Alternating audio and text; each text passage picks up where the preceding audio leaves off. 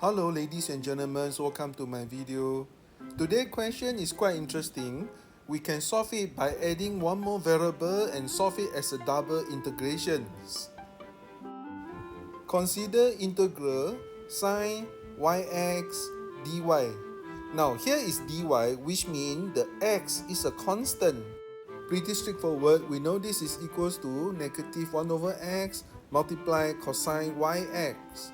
Putting the integration bound 0 to 1, therefore we obtain negative 1 over x and then multiply cosine x minus 1, which is almost same to the integrands of the question Q, other than here there is a negative, which means we can rewrite Q become integral x equal to 0 until x tends to infinity, integral y equals to 0 until y equals to 1, and then negative e power negative x multiply sine yx dy and then dx.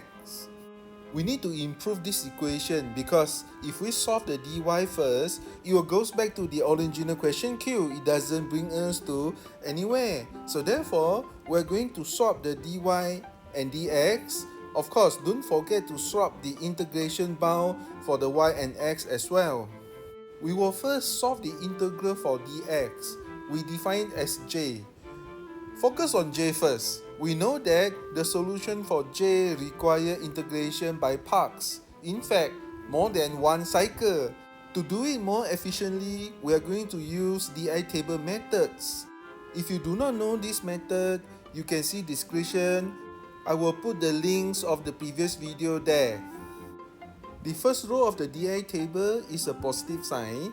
We choose sine yx for derivative and then negative e power negative x for integral. Second row is negative. The d become 1 over y cosine yx, while the I become e power negative x. Third row is positive. D become negative 1 over y square and then multiply sine yx, while I become negative e power negative x. 3 row is enough.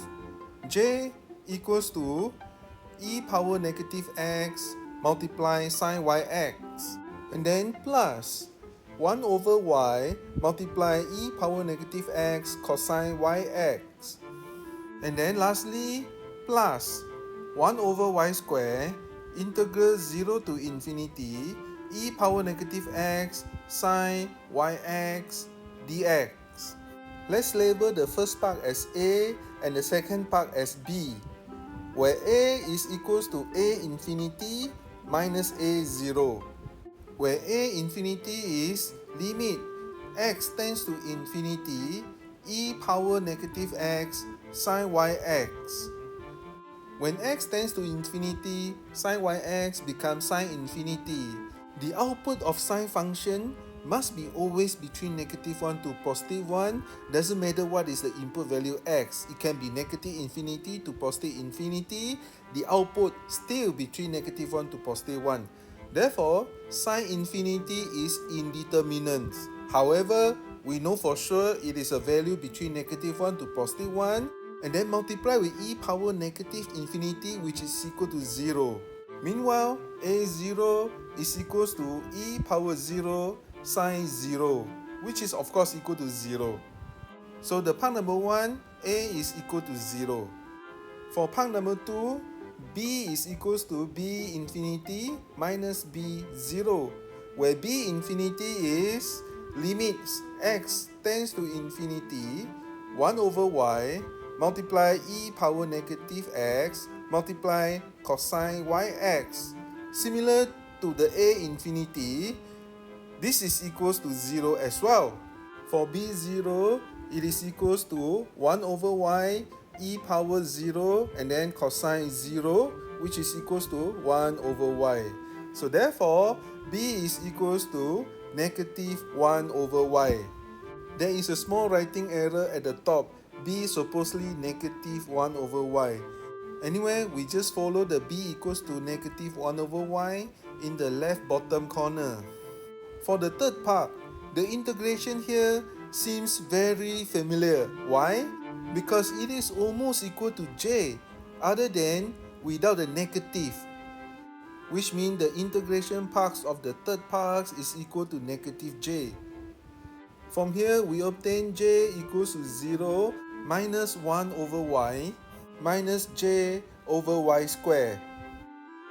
And then rearrange the terms, bring everything with j to the left hand side. From here, we obtain j equals to negative y divided by y square plus 1. Then, put the j back to q here. Therefore, q becomes integral 0 to 1 negative y divided by y square plus 1 and then dy, which is equals to negative integral 0 to 1. The numerator become differentiate of denominator and then multiply 1 over 2. From this equation, we can easily complete the antiderivative. So now we have q equals to negative 1 over 2 natural log y square plus 1 for y equals to 0 until y equals to 1. That brings us to the conclusion of this video. The final answer of this question is negative 1 over 2 multiply natural log 2. Thank you for watching this video until the end. Please continue support my channel, give a like, subscribe and share my video with others. See you soon for my next video. Bye bye.